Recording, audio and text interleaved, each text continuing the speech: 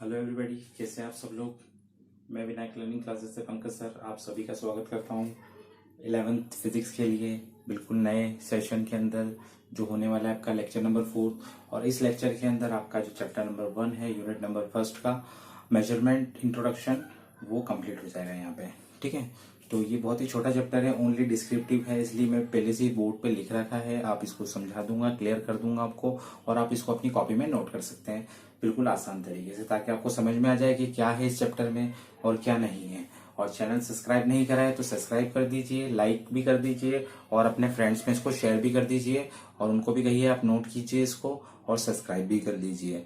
और ज्यादा से ज्यादा आप इसको देखिए, इसको सही से वीडियो को पूरा देखिए आप, और हर एक चीज को बिल्कुल ध्यान से सुनिए ताकि आपके काम आ सके और आप कुछ ना कुछ सीख सकें। ठीक है, तो अपन कुछ टॉपिक्स पढ़ चुके हैं, प्रीवियस जो लेक्चर्स हैं उनके डिस्क्रिप्शन बॉक्स में उनके लिंक दे दूंगा मैं आपको, आप वहां से उनको देख सकते हैं। तो आज के लेक्चर में कुछ और टॉपिक्स हैं जो रिलेशन फिजिक्स के साथ में किस किस का रिलेशन है, कैसे एक दूसरे पे डिपेंडेंट रहते हैं, ये सब अपन यहाँ पे देखेंगे। तो आज के जो लेक्चर में जो अपने पास है टॉपिक टॉपिक का नाम है अपना physics in relation to mathematics. Physics का मैथमेटिक्स के साथ में क्या रिलेशन है। ठीक है, तो आप बोल सकते हो कि physics is exact science based on experiment and measurement. ठीक है, फिजिक्स एक एग्जैक्ट साइंस होती है जो किस पर डिपेंडेंट होती है, वो मेजरमेंट और जो भी एक्सपेरिमेंट फैक्ट्स होते हैं उसके ऊपर, जो भी एक्सपेरिमेंट होता है तो उसके ऊपर ही डिपेंडेंट होता है पूरा। ठीक है, therefore knowledge of mathematics is necessary.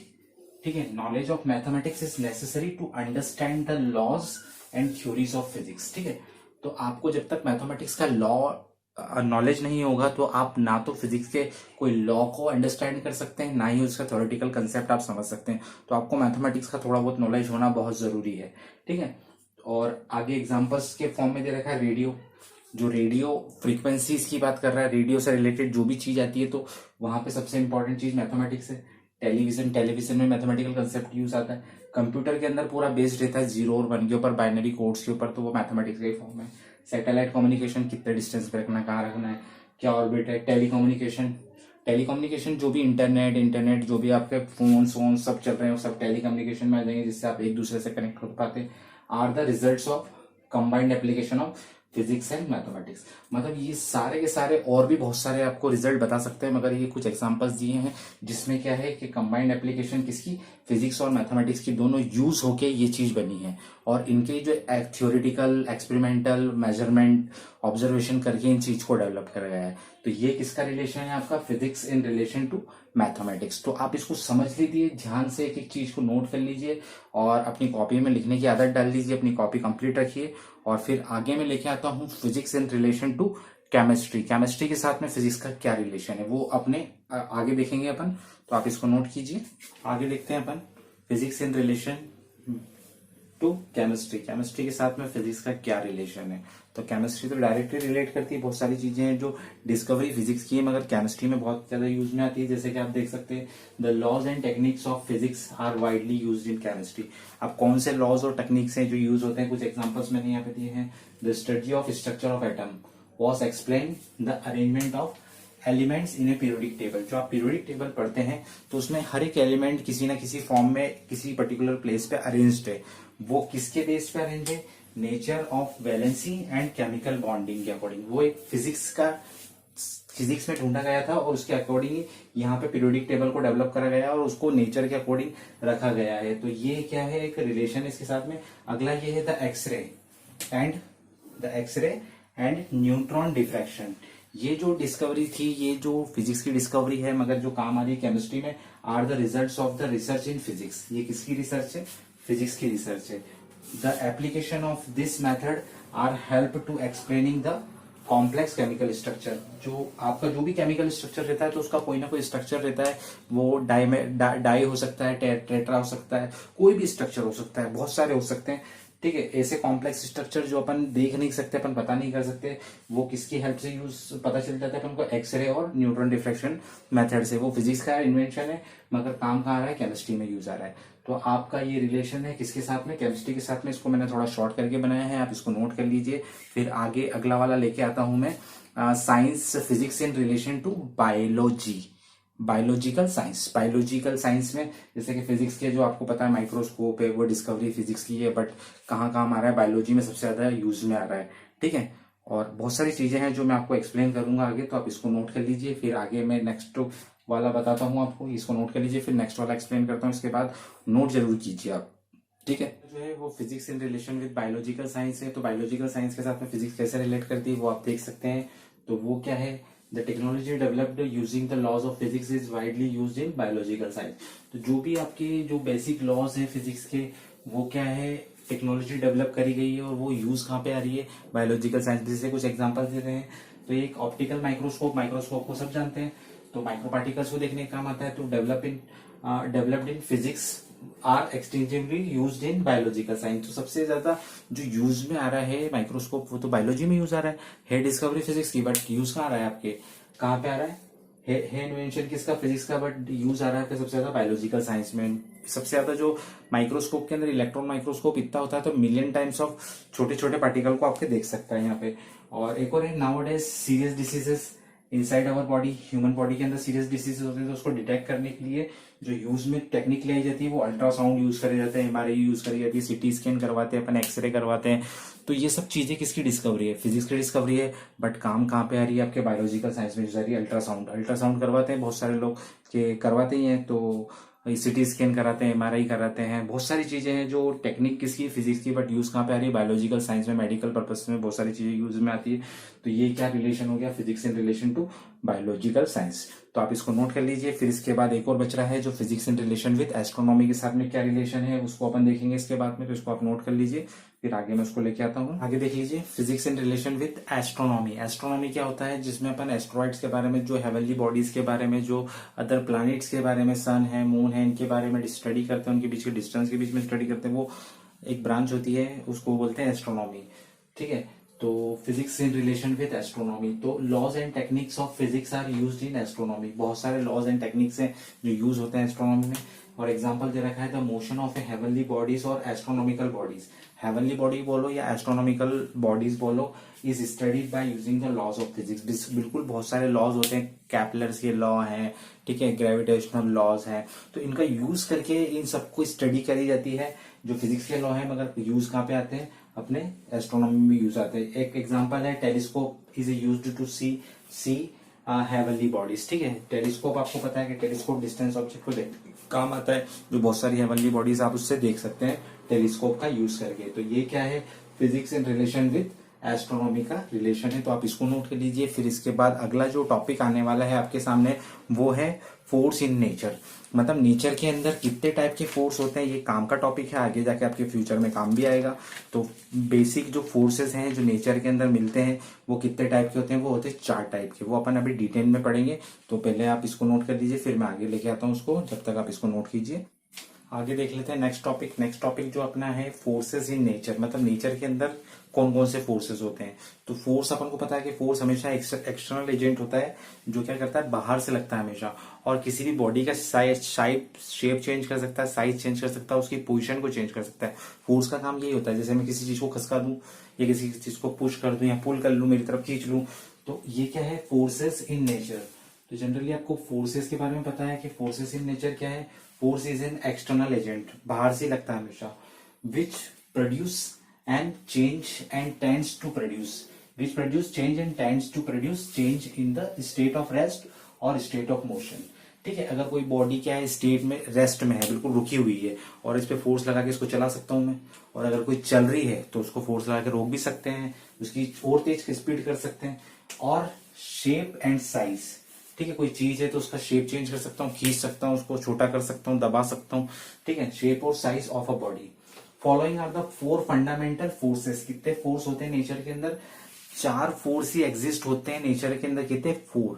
तो 4 कौन कौन से हैं, पहला है ग्रेविटेशनल फोर्स, जो नेचुरल फोर्स है। दूसरा है इलेक्ट्रोमैग्नेटिक फोर्स, और तीसरा आपके पास है स्ट्रॉन्ग न्यूक्लियर फोर्स, जो न्यूक्लियस में लगता है। जो भी आपके कोई भी एलिमेंट होगा तो उसका डेफिनेटली कोई ना कोई न्यूक्लियस होगा, तो उस न्यूक्लियस में स्ट्रॉन्ग न्यूक्लियर फोर्स लगता है। एक होता है वीक न्यूक्लियर फोर्स, तो ये इसको वांडरवाल फोर्स भी बोलते हैं। ठीक है, वीक वांडरवाल फोर्स भी बोलते हैं इसको। तो ये 4 फोर्सेस हैं जो आपके नेचर में एग्जिस्ट होते हैं। ठीक है, जो नेचर से लगते हैं, 4 फोर्सेस ये हैं। तो अपन इनके बारे में पढ़ेंगे, सबको नोट कर लीजिए यहाँ तक। फिर अपन one by one gravitational, electromagnetic, इनके बारे में बताऊंगा। ये आपको जानना इसलिए जरूरी है क्योंकि फ्यूचर स्टडीज में आपको ये पता होना चाहिए। जब कभी कोई आपसे पूछ ले कि नेचर में कितने फोर्स है, 4 टाइप के फोर्स होते हैं। ग्रेविटेशनल फोर्स, उसके बाद सेकंड इलेक्ट्रोमैग्नेटिक फोर्स, थर्ड है आपका स्ट्रॉन्ग न्यूक्लियर फोर्स, और फोर्थ है आपका वीक न्यूक्लियर फोर्स, या फिर उसको वीक वैन फोर्स भी बोलते हैं। तो आप ये सब नोट कर लीजिए यहाँ तक। फिर अपन फर्स्ट पे देखते हैं, अपन ग्रेविटेशनल फोर्स को देखते हैं। तो यहाँ तक आप नोट कीजिए, फिर आगे बढ़ते हैं। अपन लेते हैं जो नेचर में फोर्सेस थे वो अपने 4 टाइप के फोर्सेस हैं। ग्रेविटेशनल फोर्स है, इलेक्ट्रोमैग्नेटिक फोर्स है, स्ट्रॉन्ग न्यूक्लियर फोर्स है और वीक न्यूक्लियर फोर्स है। तो अपना जो पहला फोर्स है वो अपना है ग्रेविटेशनल फोर्स। और ग्रेविटेशनल फोर्स हमेशा 2 बॉडीज के बीच में लगता है। तो लिखा हुआ है the force acting between different bodies in the universe. Universe के डिफरेंट बॉडीज के बीच में जो फोर्स लगता है उसको बोलते हैं ग्रेविटेशनल फोर्स। अपन जो अर्थ के ऊपर खड़े हुए हैं किसके कारण खड़े हुए हैं? ग्रेविटेशनल फोर्स के कारण, उसको बोलते हैं ग्रेविटेशनल फोर्स। एग्जाम्पल कैरेक्टरिस्टिक्स दे रखे हैं कि gravitational force is always attractive.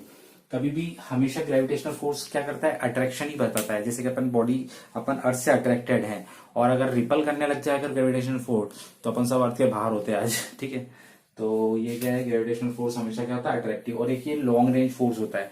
Long range force का मतलब ये है कि इनफाइनाइट डिस्टेंस तक भी लग जाएगा। जो डिस्टेंस अपन को पता नहीं है वो इनफाइनाइट होता है, ठीक है। तो उस रेंज तक भी लग सकता है। तीसरा है, थर्ड है, it is the weakest force. ये सबसे इंपॉर्टेंट पार्ट है, याद रखना कि ये सबसे ज्यादा वीकेस्ट फोर्स होता है। वीकेस्ट, सबसे कमजोर फोर्स होता है नेचर के अंदर, जिसका नाम है ग्रेविटेशनल फोर्स। सबसे वीकेस्ट फोर्स, ठीक है। तो ये अपने ग्रेविटेशन के 3 कंसेप्ट है। और ये भी याद रख सकते हो कि ये वाली बात आपको ध्यान रखनी है। इसके बाद आपको ध्यान रखना है, अगला है इलेक्ट्रोमैग्नेटिक फोर्स, ठीक है। इलेक्ट्रो मतलब चार्जेस के बीच में जो लगता है, मैग्नेट के बीच में जो लगता है वो इलेक्ट्रोमैग्नेटिक फोर्स बन जाता है। तो ये लिखा हुआ है द फोर्स बिटवीन 2 चार्जेस, मतलब कोई भी 2 चार्ज या तो सेम पॉजिटिव हो या नेगेटिव हो। चार्ज जनरली 2 टाइप के होते हैं, पॉजिटिव या नेगेटिव। या तो 2 चार्ज सेम हो सकते हैं, पॉजिटिव पॉजिटिव या नेगेटिव नेगेटिव, या फिर एक पॉजिटिव एक नेगेटिव हो सकता है, ठीक है। तो वहां पे सेम चार्ज के बीच में जो फोर्स लगता है उसको क्या बोलते हैं अपन? उसको बोलते हैं इलेक्ट्रोस्टैटिक फोर्स। ये आप डिटेल में पढ़ेंगे 12th के अंदर। 12th के अंदर आपके है इलेक्ट्रोस्टैटिक फोर्स, फर्स्ट चैप्टर में इलेक्ट्रोस्टैटिक यूनिट है। And the force between 2 magnet, 2 magnet कभी देखे होंगे आपने। तो अगर 2 पोलों को पास पास में ऐसे ले जाते हैं तो कितनी बार वो अट्रैक्ट कर लेते हैं, और अगर हो सकता है अगर अपोजिट आ जाए तो वो एक दूसरे को रिपेल करते हैं, दूर दूर कर देते हैं, ठीक है। सेम अगर आ जाते हैं, बिल्कुल सेम अगर आ जाते हैं तो रिपेल करते हैं, और अगर अपोजिट आ जाए, एक ये वाला आ जाए और एक ये वाला आ जाए, तो एक दूसरे को अट्रैक्ट करने लग जाते हैं। तो ये क्या लिखा हुआ है? The force between 2 magnets is called magnetic force. तो वो कौन सा फोर्स हो जाएगा? मैग्नेटिक फोर्स हो जाएगा। और ये दोनों मिलकर क्या हो जाता है? Electromagnetic force. एग्जाम्पल दे रखा है, कैरेक्टरिस्टिक्स दे रखे हैं इसके, इट ओबे इनवर्स स्क्वायर लॉ। तो इनवर्स स्क्वायर लॉ में क्या होता है कि डिस्टेंस जो भी होता है वो स्क्वायर इनवर्सली प्रोपोर्शनल होता है स्क्वायर के, ठीक है। और it force may be attractive और रिपल्सिव, मतलब अट्रैक्ट भी करता है और रिपल भी करता है। जैसे मैग्नेट का बताया, ऐसे चार्ज का भी होता है कि सेम चार्ज अगर होते हैं एक दूसरे को क्या करते हैं? रिपेल करते हैं, और अपोजिट चार्जेस एक दूसरे को अट्रैक्ट करते हैं। तो अट्रैक्शन रिपल्शन दोनों बताता है। और ये देखिए ग्रेविटेशनल फोर्स से कितना ज्यादा स्ट्रॉन्ग होता है, सबसे इंपॉर्टेंट बात है। ये होता है 10⁻36। 10⁻36 मतलब आप 1 लिख के कितने जीरो लगा दे? 36 जीरो लगा दे, इतना स्ट्रॉन्ग होता है। 10⁻36 times stronger than the gravitational force. मतलब एक तरीके से ग्रेविटेशनल फोर्स अगर 1 है तो इसकी वैल्यू कितनी? 10⁻36 टाइम्स स्ट्रॉन्ग होता है ये फोर्स। ये आपको ध्यान रखना है कि आपका कौन सा फोर्स, आपका इलेक्ट्रोमैग्नेटिक फोर्स सबसे ज्यादा स्ट्रॉन्ग, सेकंड नंबर पे सबसे ज्यादा स्ट्रॉन्गेस्ट है।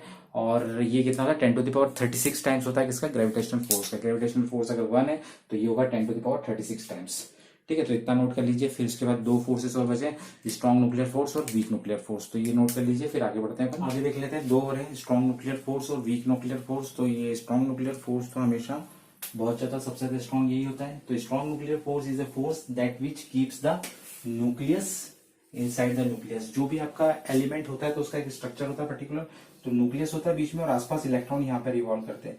तो ये आपका न्यूक्लियस है। तो न्यूक्लियस के अंदर कौन रखता है? स्ट्रॉन्ग न्यूक्लियर फोर्स, ठीक है। और इलेक्ट्रॉन को बाउंड करके भी वही रखता है, स्ट्रॉन्ग न्यूक्लियर फोर्स, ठीक है। और इसके कैरेक्टरिस्टिक्स क्या है? This force is an attractive force. कौन सा फोर्स होता है? ओनली अट्रैक्शन शो करता है, रिपल्शन शो नहीं करता है ये। और ये कभी भी इनवर्स स्क्वायर लॉ को ओबे नहीं करता। ये लिखा हुआ है, it does not obey inverse square law को ओबे नहीं करेगा ये। दूसरी बात तो ये हो गई।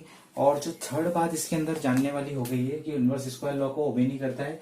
तीसरी बात ये है कि ये force, this force is 100 times stronger than electromagnetic force 100 times stronger होता है किससे? इलेक्ट्रोमैग्नेटिक फोर्स है, और 10⁻38 times stronger than the gravitational force. मतलब ग्रेविटेशनल फोर्स से 10⁻38 टाइम्स स्ट्रॉन्गर होता है और इलेक्ट्रोमैग्नेटिक फोर्स से 100 टाइम्स स्ट्रॉन्गर होता है। ठीक है, इसके बाद जो आपका फोर्थ आता है वो है वीक न्यूक्लियर फोर्स, या फिर इसको वंडरवाल फोर्स भी बोलते हैं। ठीक है, तो this force which acts between the fundamental particle, जैसे कि कोई emitted during the radioactive decay. जब भी रेडियोएक्टिव डीके होता है, कोई रेडियोएक्टिव एलिमेंट्स में से कोई डीके होता है, तो वहां पे कोई फंडामेंटल पार्टिकल जब निकलता है उस एलिमेंट या मटेरियल में से, तो ये फोर्स एक्ट होता है जिसको न्यूक्लियर फोर्स बोलते हैं, वीक न्यूक्लियर फोर्स। और इसके जो कैरेक्टरिस्टिक्स हैं वो मैं ऊपर लिख देता हूँ। ठीक है, इसको मैं रब कर देता हूँ, आप इसको नोट कर लीजिए, फिर मैं इसके कैरेक्टरिस्टिक्स यही ऊपर लिख देता हूँ हाथ के हाथ। 2 मिनट लगेगा।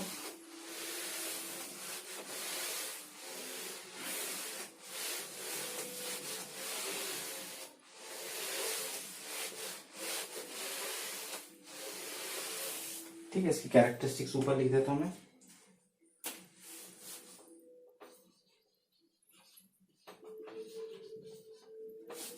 ठीक है, तो अपने पास वीक न्यूक्लियर फोर्स है, तो इसके कैरेक्टरिस्टिक्स अपन देखेंगे। तो कैरेक्टरिस्टिक्स जो है इसके वो है कैरेक्टरिस्टिक्स।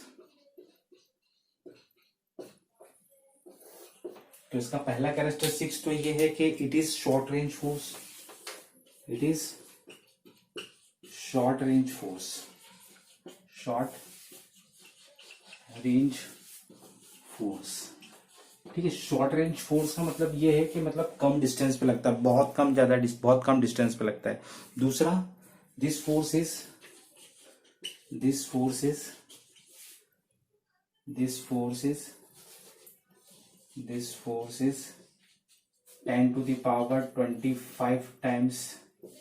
10⁻25 times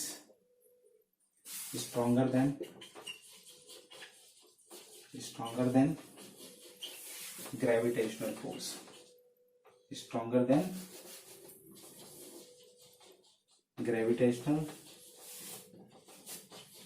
force।